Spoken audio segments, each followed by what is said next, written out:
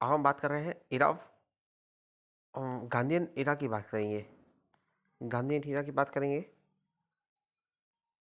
तो इसमें हमारा स्टार्ट होता है Gandhian era mass movement. Non cooperation movement 1920 से 22 के बीच में आया। जेनेसिस की बात करते हैं, कॉज क्या था? एंगर था। रॉलेट रेट आया था और जलियांवाला बाग मासेकर हुआ था, उससे एंगर था और खिलाफत इशू था जो जिसको लेड कर रहे थे Indian Muslim against the British treatment जो था ऑटोमन कैलिफ का।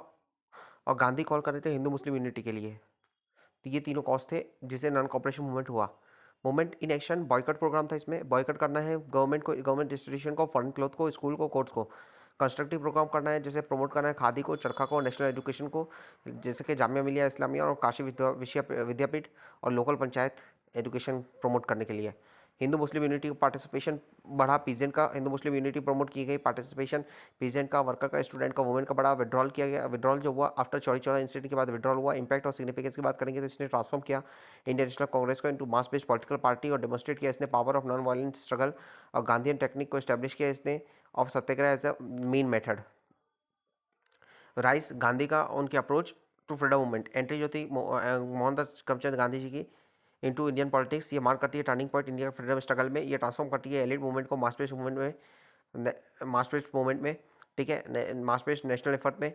ठीक है, गांधीयन सत्याग्रह जो है ये फिलॉसफी थी based on truth and non violence.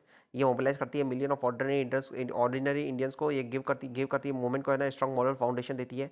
Physics की बात करेंगे तो पहला था स्ट्रगल। ये पहला फेज होता है स्ट्रगल। ये नॉन कॉपरेशन, जैसे नॉन कॉपरेशन मूवमेंट 1920 में ये इनिशिएट किया गया in response of colonial injustice. ये फोकस करता है बॉयकॉट पे, नेशनल एजुकेशन के बॉयकट पे, नेशनल एजुकेशन पे, सेल्फ रिलायंस पे, रीस्ट्रक्चरिंग करना कांग्रेस की फॉर मास मोबिलाइजेशन। फिर ये सिविल डिसोबीडियम मूवमेंट का एग्जांपल है जिसमें सॉल्ट सत्याग्रह और नेशन वाइड प्रोटेस्ट हुआ जो एम कर रहा था चैलेंज करना है ब्रिटिश अथॉरिटी को, फोस्टर करना है फियरलेसनेस और डेमोस्ट्रेट करना है मास political power.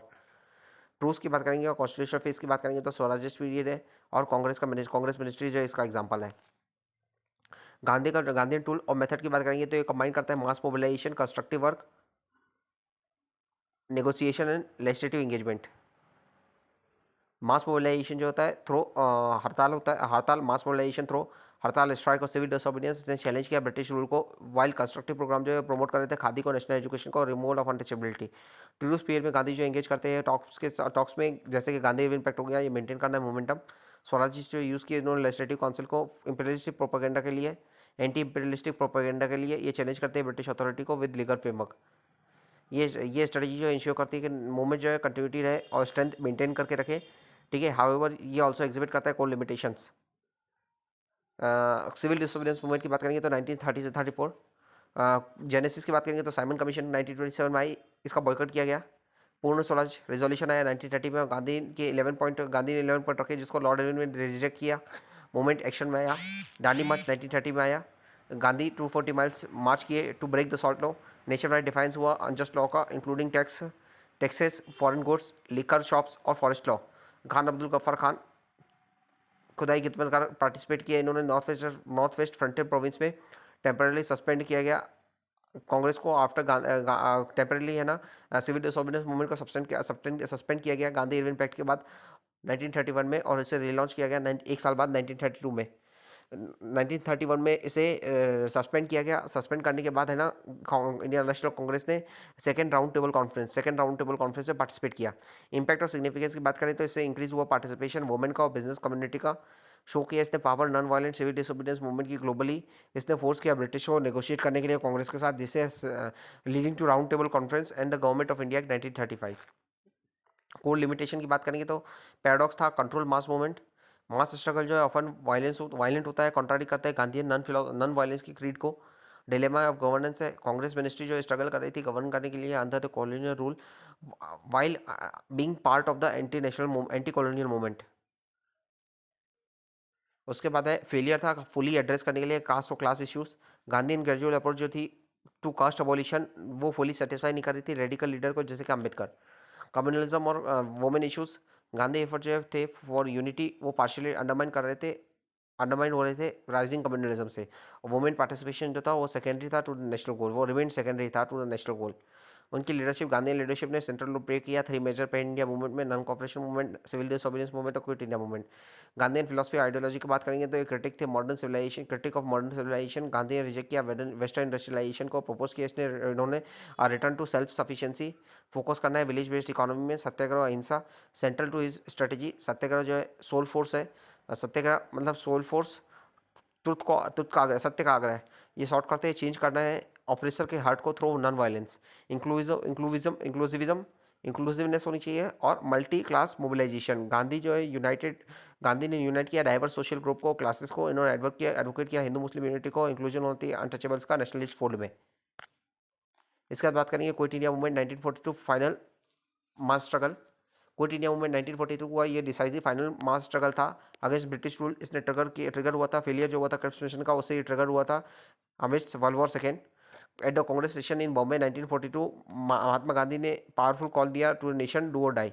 Most defining feature जो था मूवमेंट का ये था स्पॉन्टेनियस था और डिसेंट्रलाइज नेचर का था, जो अनफोल्ड हुआ आफ्टर द ब्रिटिश ने अरेस्ट किया, जब टॉप कांग्रेस लीडर को जब ब्रिटिश ने अरेस्ट किया 9 अगस्त, उसके बाद ये अनफोल्ड हुआ। ये लीडरलेस अपराइजिंग थी, लीडर वैक्यूम था। फॉर्म ऑफ प्रोटेस्ट जो था ये सबोटाज करना, कम्युनिकेशन लाइन को सबोटाज करना, इसमें इंक्लूड था स्ट्राइक था, प्रोटेस्ट था अर्बन साइट में, ठीक है, अटैक था गवर्नमेंट सिंबल में। उसके अलावा पैरेलल गवर्नमेंट स्टैब्लिश की गई, ठीक है, जातीय सरकार जिसे हम कहते हैं जातीय सरकार, सतारा में महाराष्ट्र में, तामलुक में वेस्ट बंगाल में, ठीक है, जो फंक्शन की इंडिपेंडेंटली कंसिडरेबल टाइम पीरियड के लिए। उसके अलावा अंडरग्राउंड लीडरशिप जो है वो इवॉल्व हुई। अरुणा आसफ अली, सुचेता कृपलानी, जयप्रकाश नारायण, इन्होंने कोऑर्डिनेट किया रेजिस्टेंस थ्रू अंडरग्राउंड नेटवर्क। दो द मूवमेंट जो है इवेंचुअली सप्रेस किया गया इमेंस फोर्स के साथ। इसने डिमॉन्स्ट्रेट किया कंप्लीट इरोजन हो रहा है ब्रिटिश अथॉरिटी का। इसने अनइक्विवोकली क्लियर किया कि ब्रिटिश रूल जो है इंडिया में वो नो लॉन्गर सस्टेन नहीं कर सकता है लॉन्गर आफ्टर वॉर। इसने पे किया वे की for the transfer of power, final transfer of power. Rise हुआ लेफ्ट का, इसने शेप किया नेशनल मूवमेंट को इन 1930s। 1930 ने विटनेस किया पावरफुल इमर्जेंस हो रहा है सोशलिस्ट और कम्युनिस्ट आइडियोलॉजी का with in the Indian freedom struggle. ये लेफ्टिस्ट स्टैंड जो है वो सिग्निफिकेंटली इन्फ्लुएंस कर रहा था इंडियन नेशनल कांग्रेस को, रेडिकलाइज कर रहे थे ये, इनके इकोनॉमिक एजेंडा को एक्सपांड कर रहा था, इनके सोशल बेस को बाय मोबिलाइजिंग वर्कर को, पीजेंट को ये मोबिलाइज कर रहा था। सोशल कम्युनिज्म, सोशलिज्म, कम्युनिज्म ये है ना पीजेंट्री और वर्कर को है ना मोबिलाइज कर रहा था।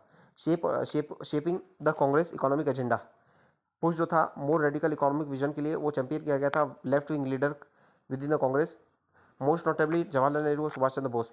कांग्रेस सोशलिस्ट पार्टी 1934 में फॉर्म की गई, जयप्रकाश नारायण और Acharya Narendra Dev. Congress socialist party act कर रही थी as a pressure group within the Congress. ये एडवोकेट कर रही थी सोशलिस्ट विजन के लिए for the independent India.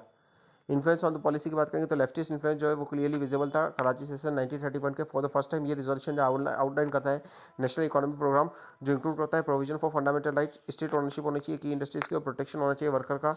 Left consistently है ना पुश कर रहे थे मोर प्रो पीजेंट पॉलिसीज के लिए, जैसे कि एग्रेरियन रिफॉर्म हो गया, अबॉलिशन हो गया जमींदारी सिस्टम का, ये to be included in the Congress agenda. Mobilizing worker and peasant, socialist और कम्युनिस्ट जो है वो एट द फॉरफ्रंट थे ऑर्गेनाइज करने के लिए mass movement based on their economic grievance.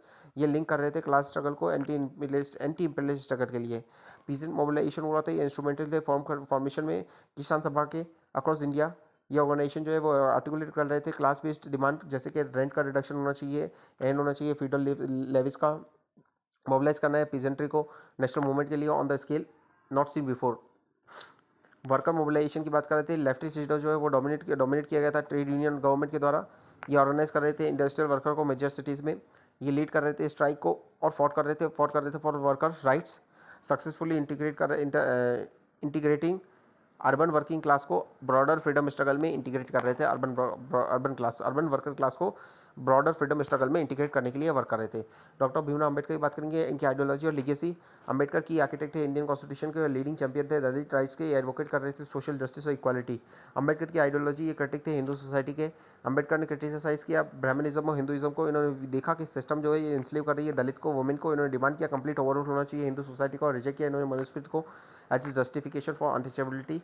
Secular और पॉलिटिकल सॉल्यूशन की बात करते थे, ये एम्पावरमेंट थ्रू एजुकेशन और रिजर्वेशन इन एजुकेशन की बात करते थे, एम्प्लॉयमेंट की बात करते थे, एम्प्लॉयमेंट में रिजर्वेशन की बात करते थे, सेपरेट इलेक्टोरेट होना चाहिए दलित के लिए, इन्होंने रिजर्व किया। रिलीजियस रिफॉर्म जैसे कि टेम्पल एंट्री और इंस्टीट्यूट इन्होंने फोकस किया कि पॉलिटिकल एम्पावरमेंट जो है वो ज़्यादा जरूरी है। इन्होंने सेपरेट इलेक्टोरेट की बात की दलित के लिए, पॉलिटिकल रिप्रेजेंटेशन की बात की। इन्होंने कहा कि डिस्टिंक्ट आइडेंटिटी है दलित की। All India schedule caste federation 1942 में इन्होंने बनाया, इसमें आर्टिकुलेट किया कि दलित जो है वो डिस्टिंक्ट और सेपरेट कम्युनिटी है। हिंदू से एडवोकेट किया इन्होंने उनकी एक सेपरेट पॉलिटिकल आइडेंटिटी के लिए। इन्होंने कन्वर्जन टू बुद्धिज्म, अम्बेडकर जो है कन्वर्ट हुए बुद्धिज्म में। इन्होंने सिम्बोलाइज किया रिजेक्शन, जो सिम्बोलाइज करता है रिजेक्शन टू हिंदुइज्म। इन्होंने कहा कि हिंदुइज्म रिफॉर्मेबल है। इन्होंने रीडिफाइन किया बुद्धिज्म जो है radical social, Buddhism as a social radical social ideology जो प्रोवाइड करती है दलित को अल्टरनेटिव वर्ल्ड व्यू। अंबेडकर की व्यू के बाद अंबेडकर रोल ऑफ अंबेडकर दलित के पॉलिटिक्स में, नेमिंग और आइडेंटिटी। अंबेडकर पॉपुलराइज किया टर्म दलित को, ये सिग्निफाई करता है सोशियो इकोनॉमिक ऑपरेशन जो फेस किए गए अनटचेबल के द्वारा। इन्होंने डिस्टेंस किया अपने आप को कॉलोनी और गांधी टर्मिनोलॉजी से। ऑर्गेनाइज्ड मूवमेंट की बात करेंगे, अंबेडकर ने ऑर्गेनाइज किया सिग्निफिकेंट मूवमेंट जैसे कि महार सत्याग्रह हो गया 1927 में पब्लिक वाटर राइट के लिए, और फाउंड किया सेवरल ऑर्गेनाइजेशन जैसे कि all India depressed caste Congress 1930 में, इंडिपेंडेंट लेबर पार्टी 1936 में, all India schedule caste federation 1942 में। पेट्रोनेज और रिप्रेजेंटेशन की बात करेंगे तो अंबेडकर ने रिसीव किया पेट्रोनेज कॉलोनियल स्टेट से, जो जिसने यूज़ किया प्रोटेक्टिव डिस्क्रिमिनेशन पॉलिसीज। ये connect this connected Dalit to the government but distance them from the Congress. इसने ये जो स्ट्रेटेजी थी ब्रिटिश की इसने अंबेडकर को कनेक्ट किया, डॉक्टर भीमराव अंबेडकर जी को कनेक्ट किया ब्रिटिशर्स से, और उसने है ना कांग्रेस से उनकी डिस्टेंस को बढ़ा दिया। Alienation from the Congress, Ankit Ambedkar जो है वो क्रिटिकल थे क्रिटिकल ऑफ कांग्रेस, पर्टिकुलरली उसके ब्राह्मणिकल डोमिनेंस से और उनके refusal to address the caste issue adequately. Congress जो है कास्ट इशू को एडुकेटली एड्रेस नहीं कर रही थी, तो इसलिए वो कांग्रेस से डिससेटिस्फाइड थे। इनका डिसइंट्रेंचमेंट जो था, डिसइंट्रेंचमेंट दूरी जो थी वो डिपेंड हुई ओवर टाइम, डिपेंड हुई, गहरी होती गई, इनकी दूरी गहरी होती गई टाइम के साथ। कांग्रेस जो है continue to ignore caste questions, Congress जो है कंटिन्यूसली कास्ट क्वेश्चन को इग्नोर कर रही थी। Role in the freedom struggle, इन्होंने फोकस किया दलित राइट के, इंडिपेंडेंस की बात की। इन्होंने प्रायोरिटाइज, अनलाइक कांग्रेस जिसने प्रायोरिटाइज किया इंडिपेंडेंस को, अंबेडकर ने फोकस किया सिक्योर करना है राइट्स और इक्विटेबल कंडीशन दलित के लिए।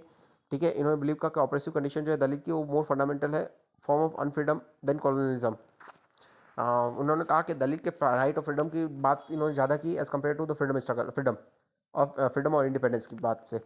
Conditional support for swaraj, Ambedkar willing थे सपोर्ट करने के लिए struggle for swaraj, but only अगर उन्हें एश्योर किया जाता है कि पॉलिटिकल रिप्रेजेंटेशन दलित को दी जाएगी और सोशल जस्टिस इंश्योर की जाएगी। लेकिन दिस गारंटी इन्होंने अपने आप को डिस्टेंस किया कांग्रेस से।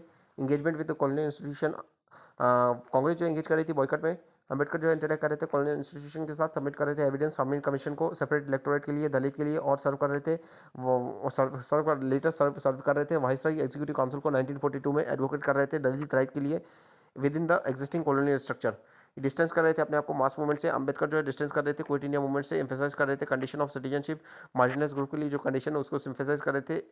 ये rather than solely focus on transfer of power, ये लैक कर रहे थे, वो लैक करते थे रिसोर्स और मास सपोर्ट बिल्ड करने के लिए मूवमेंट जो कंपेरेबल हो टू कांग्रेस। मतलब इनका मूवमेंट जो इतना मास मोबिलाइजेशन नहीं था इनके मूवमेंट में। गांधी वर्सेस अंबेडकर की बात करेंगे तो आइडियोलॉजिकल डिवाइड था गांधी और अंबेडकर के बीच में, जो इनकैप्सुलेट करता है complex tension with in the Indian freedom struggle. Gandhi की अप्रोच जो थी वो थी गांधी अप्रोच टू अनटचेबिलिटी, और अनटचेबिलिटी वाज मोरल रिलीजियस, जो एम करते थे सोशल प्योरिफिकेशन होना चाहिए with in Hinduism. Ambedkar view करते थे कास्ट सिस्टम जो है वो इटसेल्फ रूट प्रॉब्लम जो नेसेसिटेट करती है कि पॉलिटिकल लीगल रिफॉर्म होना चाहिए। पूना पैक्ट हुआ 1932 में, जो विच गांधी जी ने सिक्योर किया। Fast unto that Gandhi ji ने पूना पैक्ट करवाया। ये प्रिवेंट करता है सेपरेट इलेक्टोरेट को दलित के लिए, सिम्बलाइज करता है tension between their approach. Gandhi जो है देखते हैं यूनिटी एसेंशियल है नेशन के लिए। अंबेडकर बिलीव करते हैं कि ट्रू फ्रीडम जो है रिक्वायर्ड है एड्रेस करने के लिए caste question directly. True freedom मतलब है कि कास्ट क्वेश्चन को भी हम डायरेक्टली एड्रेस करें, जिससे उनका एलियनेशन हो गया कांग्रेस से, और डाइवर्जेंस था इनके गोल में of for independent India. Ambedkar चाहते हैं कि पहले कास्ट इशू को एड्रेस करें। इंडिया फ्रीडम मतलब होता है कि कास्ट इशू को भी हम एडिक्वेटली एड्रेस करें, पर कांग्रेस जो है एडिक्वेटली कास्ट इशू को एड्रेस नहीं कर रही थी, इसलिए रिफ्ट जो थी और डाइवर्जेंस और डिफरेंस था कांग्रेस गांधी और अंबेडकर के बीच में वो ज़्यादा हो रहा था। लीगेसी ऑफ अंबेडकर की बात करें तो इन्होंने सोशल इक्वलिटी और जस्टिस की बात की। ठीक है, जो दलित फेस कर रहे थे, उसके अलावा सोशल डिस्क्रिमिनेट, जो सोशल इकोनॉमिक इनक्वालिटी दलित फेस कर रही थी, उन्होंने इनकी बात की। उन्होंने कहा कि फ्यूचर नेशन जो होना चाहिए वो politically must not only be politically free but socially just और इक्वल होना चाहिए। सिटीजनशिप और राइट्स की बात की इन्होंने इंट्रोड्यूस किया कॉन्सेप्ट ऑफ सब्सटेंटिव सिटीजनशिप। इन्होंने हाईलाइट किया कि मियर पॉलिटिकल फ्रीडम जो है वो सफाइज नहीं है जब तक मार्जिनलाइज कम्युनिटी जो है उनके पास इक्वल राइट और रिप्रेजेंटेशन ना हो इंडिपेंडेंट स्टेट में। कॉन्स्टिट्यूशन मेकिंग में इन्होंने इंपॉर्टेंट रोल प्ले किया। अंबेडकर जो है मोस्ट सिग्निफिकेंट इम्पैक्ट था इनका इंडियन कॉन्स्टिट्यूशन पे, जहाँ उनकी लीडरशिप ने इंश्योर किया अनटचेबिलिटी जो है वो अबॉलिश की जाए, अफॉर्मेटिव एक्शन जो है इंस्टीट्यूशनलाइज किया जाए अपलिफ्ट करने के लिए शेड्यूल कास्ट को।